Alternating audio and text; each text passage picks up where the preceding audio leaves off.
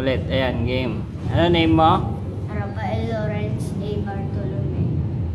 Ilang taong ka na? 8 going to 9. Tapos, ano dati yung sakit mo?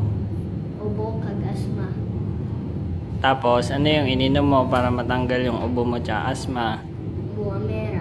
Kada gabi gina-asma rin ko kay malapit gid pero aircon kakon. Then, sige, tuloy mo lang.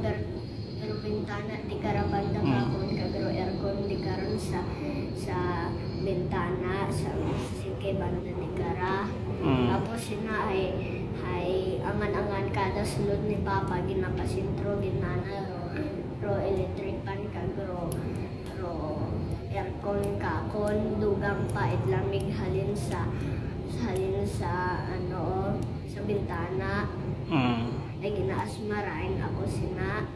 Tapos sina nag-inom ko buamera para madula biskan ginasintro para ro aircon kakon kadro electric pan hindi na mag-asma ko. wala na yung asma mo.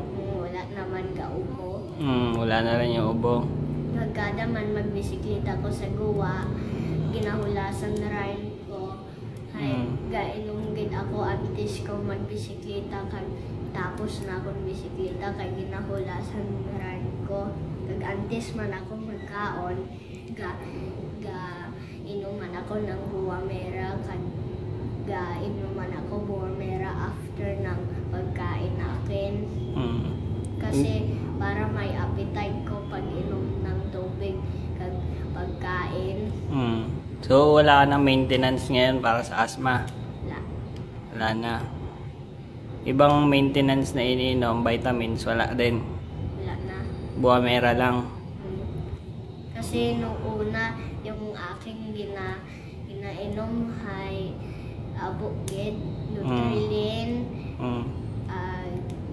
anti-allergy, Allerkid, Silin, Abuk pa. Makaron hay buamera kag tablitas na lang ako ginainom. 3 na lang sanda. Atong tablitas ginabutang ko sa tinapay ginahimo kong turon ginakaon ko ay powder abi ang sulod. Tapos inuman ako tablitas nga anti-allergy hay para ginakaon ko tapos ginapasundan ko tubig. Tsaka buamera?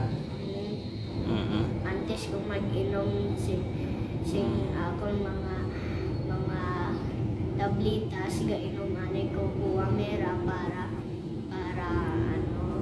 madali. Sige.